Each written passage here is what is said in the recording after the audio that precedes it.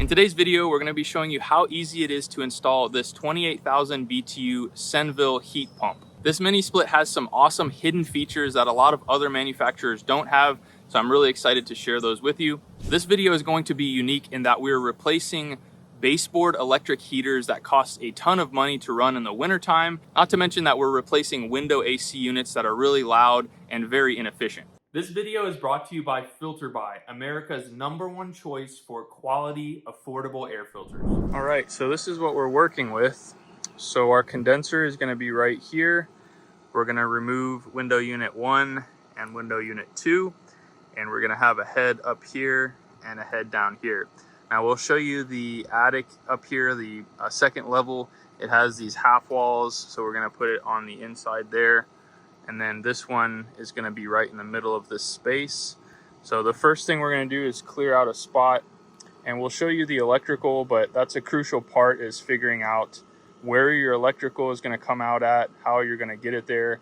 And we strategically put the condenser here because right behind this wall there's a electric resistance heater, a baseboard heater that requires 220 volts. So we're going to remove that heater and we're going to use that same 10 gauge wiring to power our condenser. So that's going to make it really easy. The hardest part is just going to be removing these units and putting the line set up and the actual head units. But this part should be pretty easy. So what we have here is just a prefab. I don't know if these are styrofoam inside, but they're basically look like concrete. They're super durable, and as you can see, they're lightweight. So we're going to level a little spot right here, set it, and then we can set our unit.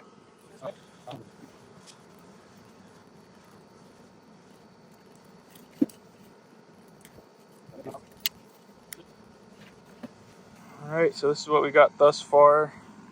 So all of our electrical is going to come in right here. So this system is designed to have 3 heads. So as you can see, there's 6 ports, 2 for each head. We're going to be running this as a 2-zone, but we could run it with a 3rd zone if we wanted to.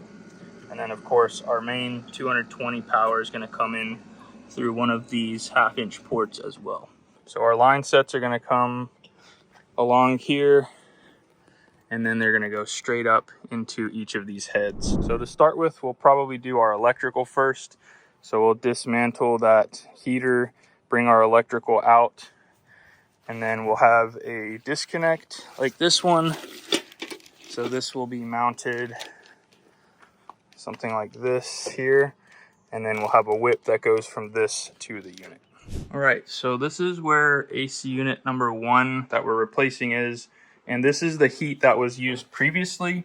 So this is 220 volt resistant heat strips here. So what we're going to do is locate the electrical, and we checked this before. So we already have the breaker turned off for this particular unit right here.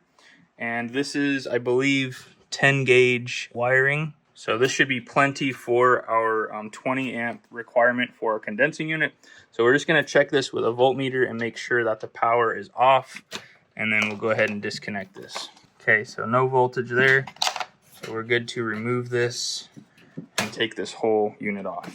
Now you'll notice here that we didn't have quite enough wiring, so we're going to cut into the drywall so as to put our disconnect over here instead, and that's going to eliminate the need to have any junctions.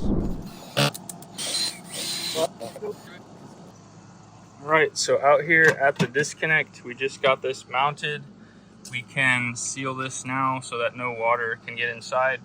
And then you'll notice right here we have a fitting to prevent this from rubbing on any raw edges.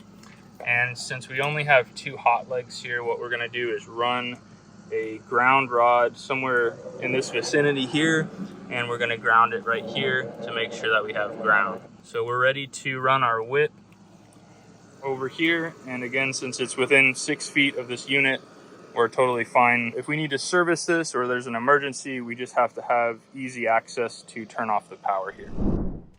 Now right here you'll see something that comes with every single mini split you'll purchase, and it's a template. This is made out of cardboard, and you simply tape it to the wall, and it tells you exactly where that bracket's going to be, and it shows you exactly where to drill the holes for the refrigerant lines. You can do that on the left or the right side, as you can see circled here, and you can get the same results either way. All right, so here's where we're at. Got our condenser disconnect here, and we just got our hole punched for our line set and our communication wire and the condensate drain. So we'll show you what that looks like in the box. The lines are pretty small, so they should bend really easily. So here's the lines. These are gonna be I believe 1/2 inch and 1/4 inch. As you can see, these bend really easily, so they're gonna be a breeze to connect.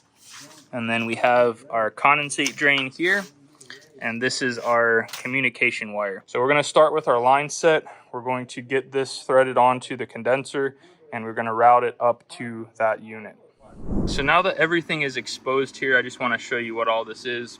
So as you can see, these are neatly labeled A, B, and C. And you'll notice that this one is slightly different. It comes with an adapter. So we'll show you what that looks like. And then if this was a 4 head, it would have a D, 2 ports here. And then up here we have our king valves and our service port.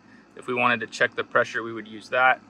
And then up here we have where all of our comms wires connect, as well as our high voltage will connect right there. So this is the head unit. Just wanted to show this to you. So a couple of cool features about the Senville is that number one, the bracket back here has a built-in level. That's really cool. A lot of the other units do not have that.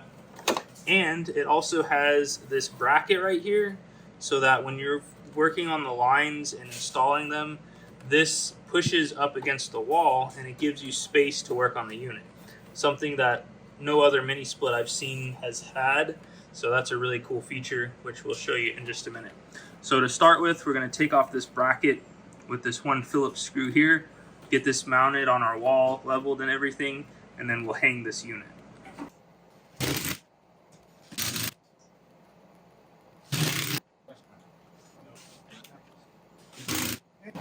All right, so we're ready to hang our unit.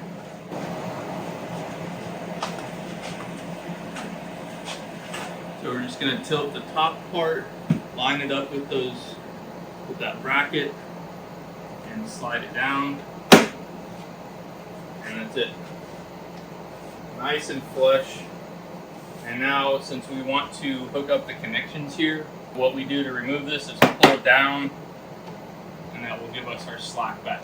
Now again, a really cool feature about the Senville is you'll notice this piece pushes back and it locks into the bracket, allowing us to make our connections with our refrigerant pipes and our drain. We got plenty of room, and when we're done, we just move this back and pop it into place. So for starters, let's go ahead and get our condensate drain run. Super easy. We just connect the drain hose to this, run it out, and we want to make sure that's the lowest point going out of the exit so that we don't have any buildup of water. Now it's important on our condensate drain that we connect the right side. This is the side that we want to connect here, and we're going to make sure that it goes over and then it clips over both of these little lips, just like that. So you have 2 seals there. If you want to, you can also tape this just to make sure it doesn't accidentally ever get pulled loose. So we're going to take the other end and send it outside, just like that. Okay, so the only 2 other things we have to do is the refrigerant pipes and our communication wire. So let's go ahead and send the communication wire through, and we'll show you how to wire it up here. Okay, so we're gonna give ourselves about that much. And then up here at the top, we're gonna open this front cover. It should snap open like that. All right, so what we had to do was take this screw loose right here in order to access the wiring up there, and that screw there. Okay, so once you have a little bit of play here, you have to pull those up, but this has to be loose in order to pull that cover up, and that gives us access to our controls wiring. Okay, so something to note, when we got access to this, something we were unsure about is this plug was hanging out of the back, and it says to remove it, and now we realized why. It's because these wires are actually attached to the control 1 and 2. So we're going to remove this connector altogether, and just toss it.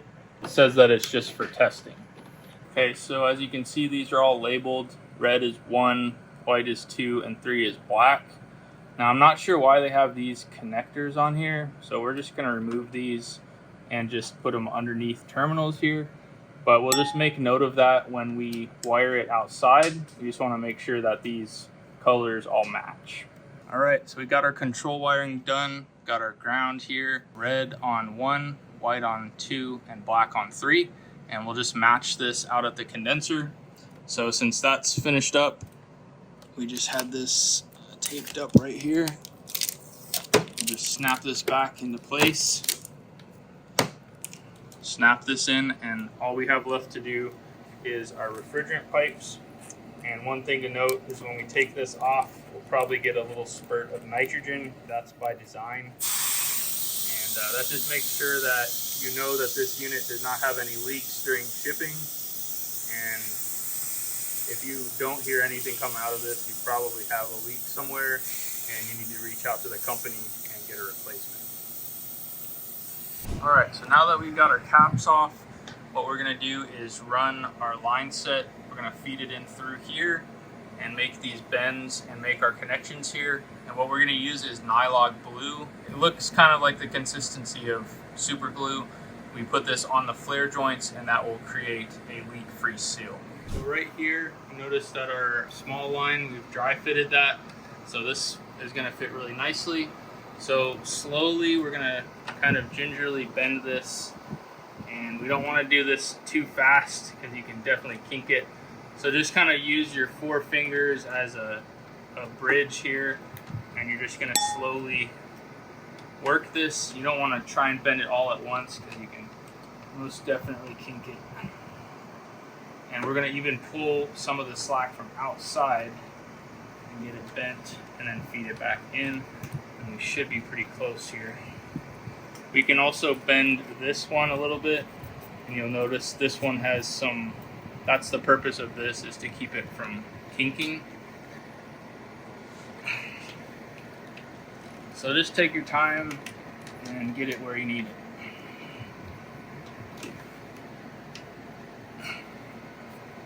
Perfect.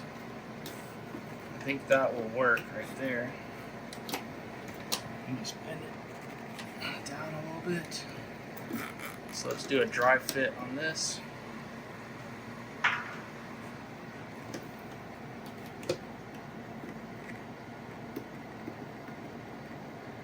Beautiful. Okay, let's go get our nylog.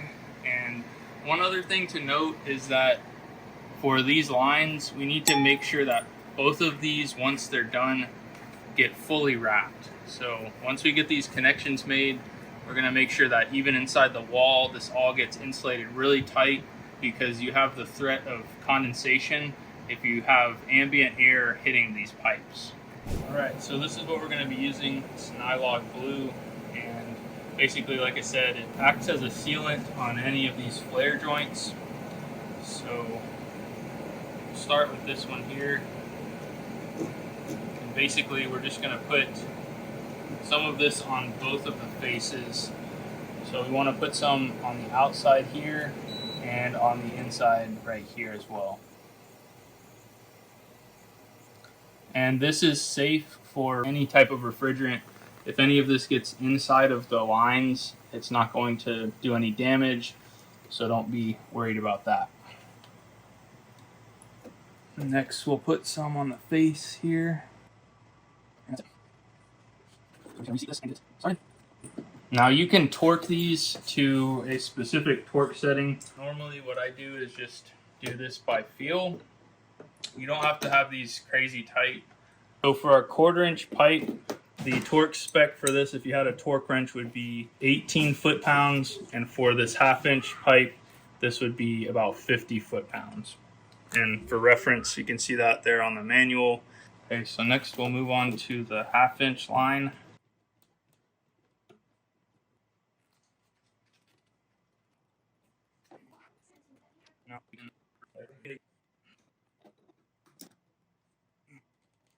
Okay, so now both of these are tight. All we need to do is Make sure this is wrapped really good with this insulation, that there's no air gaps. So we're gonna wrap this with duct tape. And then we're going to make sure that the rest of the line out here, we're gonna feed the insulation up to it and make sure that it gets taped right here.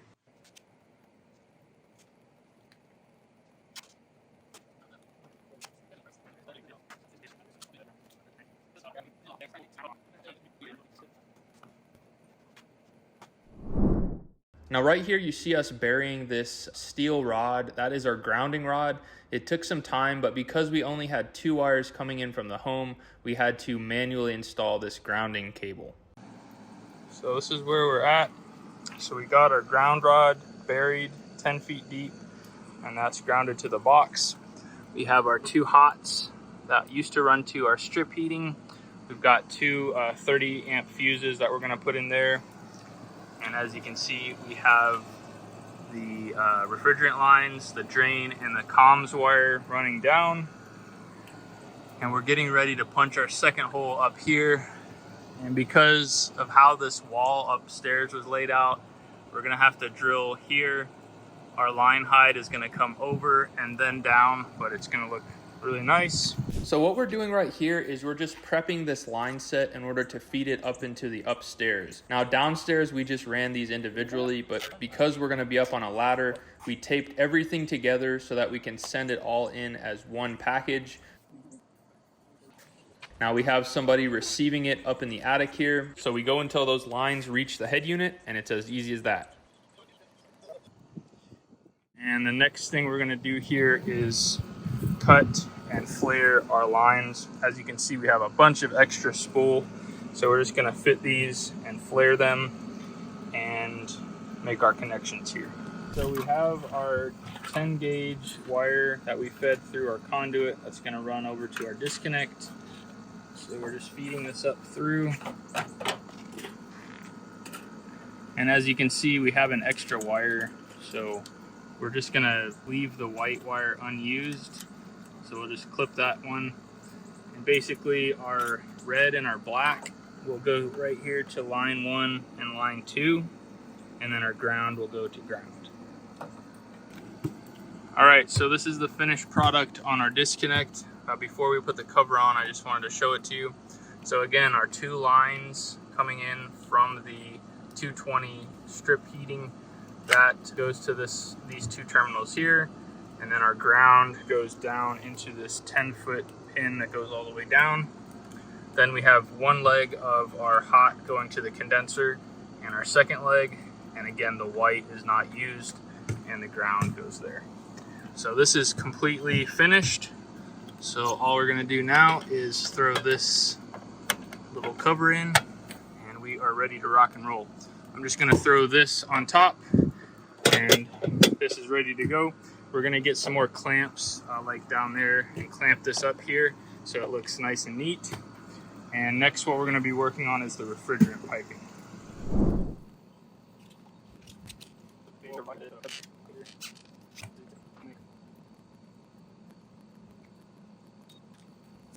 All right, so I'm gonna show you both ways how to do this with a regular flare tool.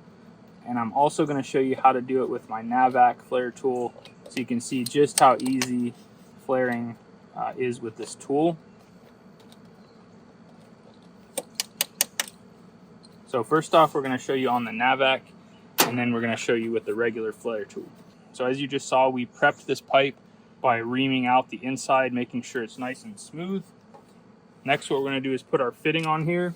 All right, so something that happens pretty often is this flare will get put on without the flare nut. But something that a lot of people don't know is this groove right here is actually made to remove that flare and to cut it really close. So if you'll notice, if we slip it in right here into the 2 grooves, tighten it back down. This is going to allow us to cut this flare off really close so as not to waste any of this pipe. So as you can see, we just cut this tiny little bit off and that's all that we took off. So now we can make sure that our flare nut gets put on. We'll re-ream this. And when we ream it, we always want to make sure it's pointed down a little bit to make sure that none of that debris gets caught in the pipe. Just slip our fitting back over it till it hits that little stopper there. Slide this on till the lines match up here. Okay, and there we go. Beautiful flare in just under, what, 10 seconds. So we'll do a dry fit here. All right, so next we're gonna show you how to do this with a regular flare tool. Always make sure to put your flare nut on first, and then we're gonna line up the beveled edge on the outside of this. So we're gonna line it up with the 1/4 inch setting right here. And we're gonna make sure that it's flush with the outside of the tool, like so.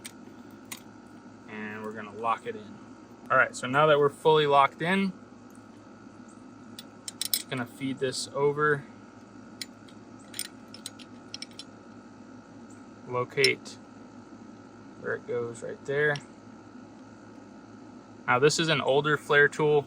The newer ones actually have an auto stop feature. So when you get down to where it's fully flared, this will become, it'll just rotate freely, and then you can take it off and you're done. But this manual one, we're just gonna crank it down pretty much as far as we can go, and that's pretty much it. So we're gonna take it back off. So I'll make sure and leave that in the description if you'd like to buy a manual one. At any rate, we're gonna flare these last two and make our connections here. This is actually the one we need that says 3/4. And so it comes with this bushing that goes in here, and then this actually will attach here. So we're gonna nylog this on, tighten it fully, and then our 1/2 inch line will attach right here.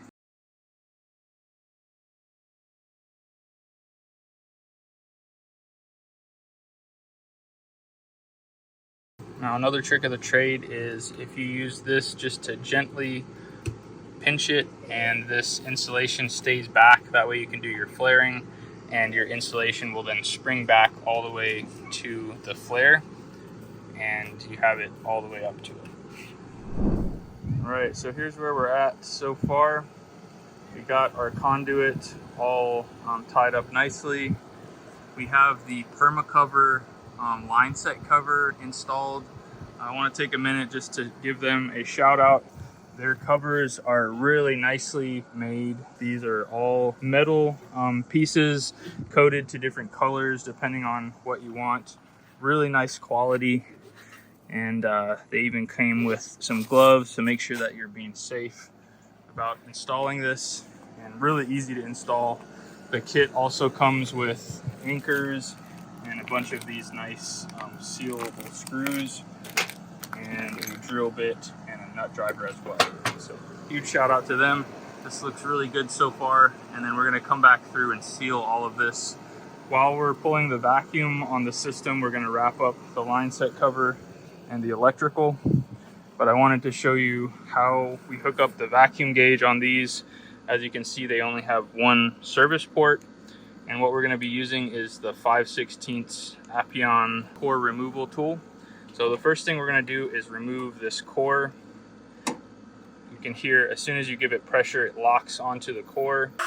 So we're gonna take this out, set it up here for safekeeping, and then we'll thread on our core tool.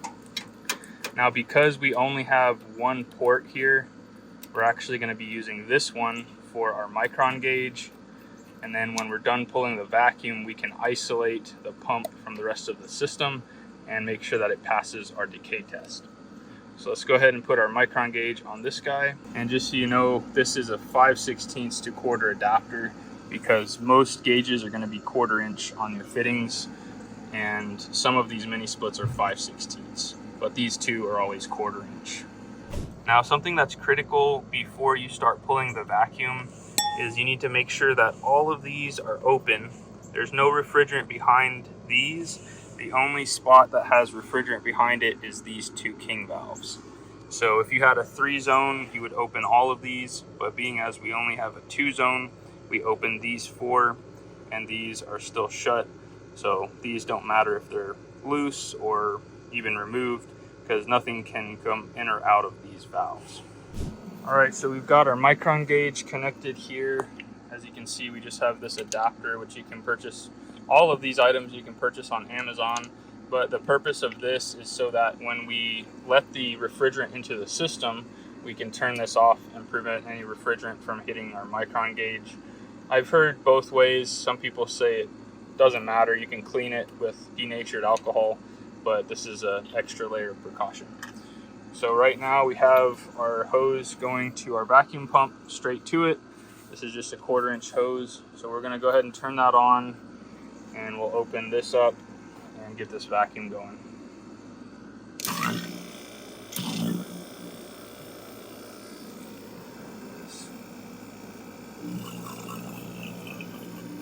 You can hear the pitch change once this is drawing all of the air and moisture out of these lines and out of the head unit. And as you can see, we're already down to 20,000 microns.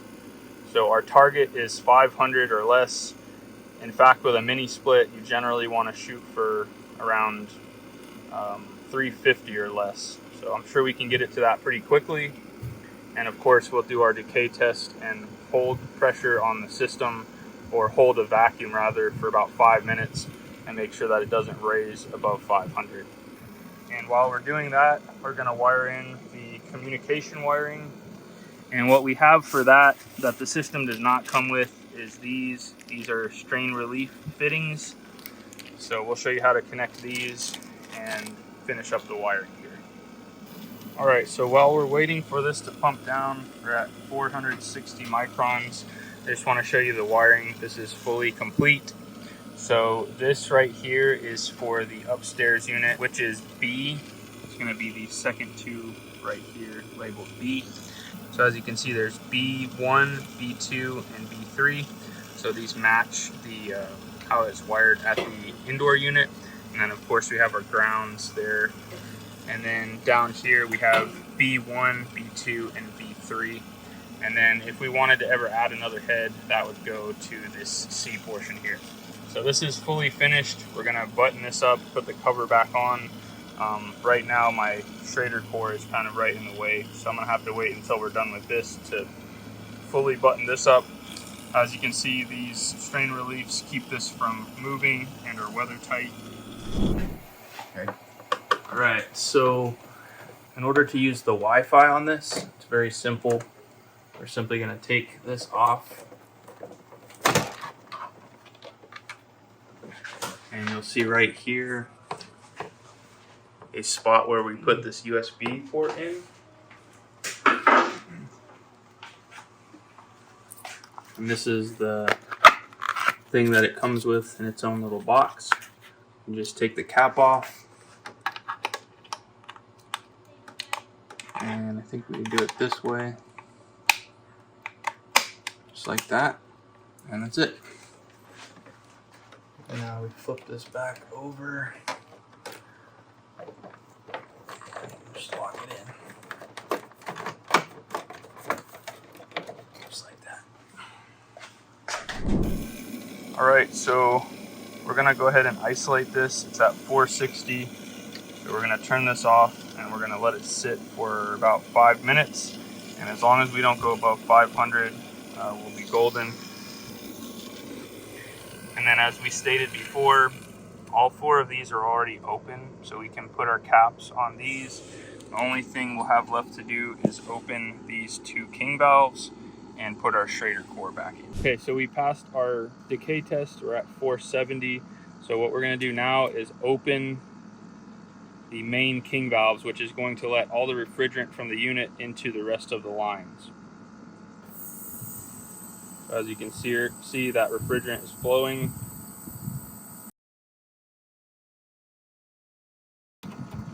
Alright, so we'll open this fully until it seats against that little stopper ring in there. And then we'll open our high side. Now in order to get this out of the way so I can get to this, we're going to go ahead and put our Schrader core back in. So we're going to loosen this hose.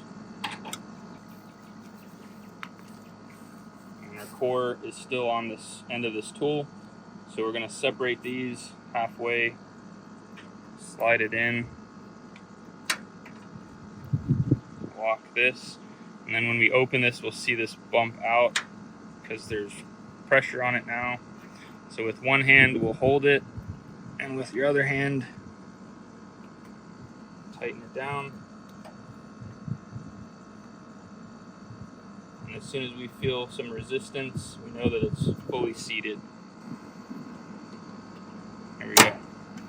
So now we'll turn this off and slowly open this. And then we'll slowly open this to make sure that the core is doing its job. There we go.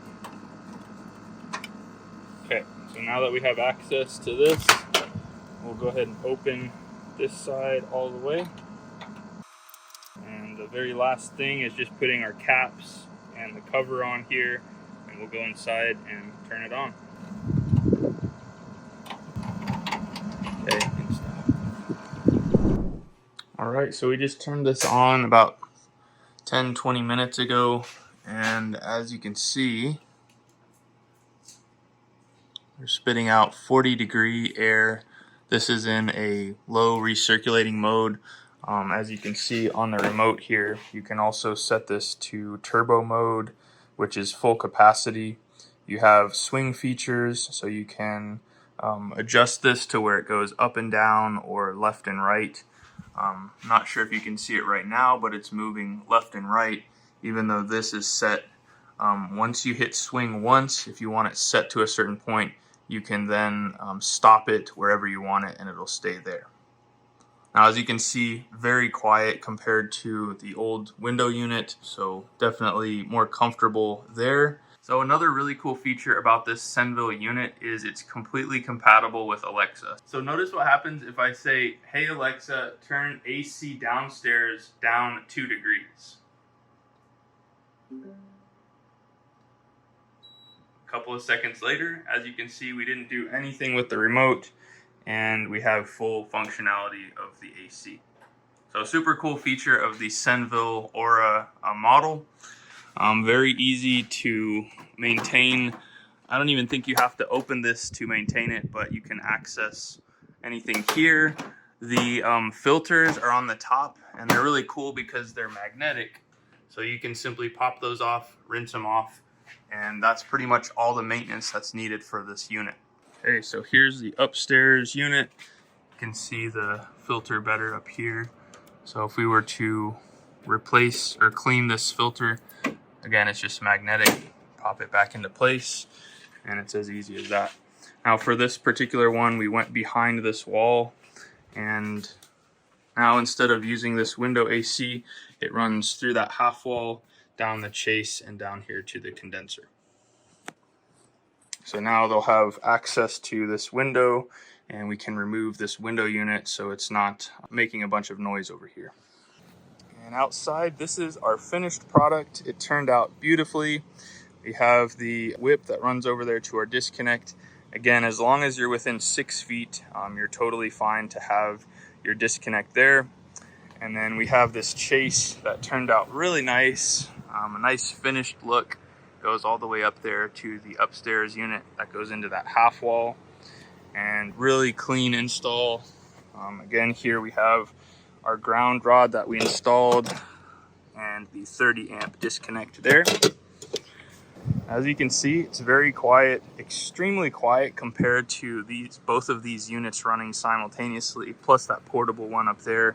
So they're going to be really happy. They've been super happy the past couple days. Now, another thing to note about this Senville unit, and pretty much all of the Senville units, is that they are pre-charged for 25 feet, which is longer than the traditional AC unit. Typically, it's 15 feet. So even with this run here, I think we're at about 25 feet, so we don't have to add any additional charge. However, if we were like 50 feet, we would have to add 0.5 ounces per foot. and then you would just simply weigh that additional amount in, and you can make sure that it's exactly where it needs to be. Well guys, as you can see, this installation turned out beautifully. It's working exactly like it should. It has the capability of using Alexa, which is awesome, and they're super happy with the result. Now, if you found this video helpful and you want to see how we converted a garage space with a single zone 18,000 BTU Senville mini split, you can find that video right here, and I'm sure you'll find it informative as well. Until next time, you guys be safe. Later.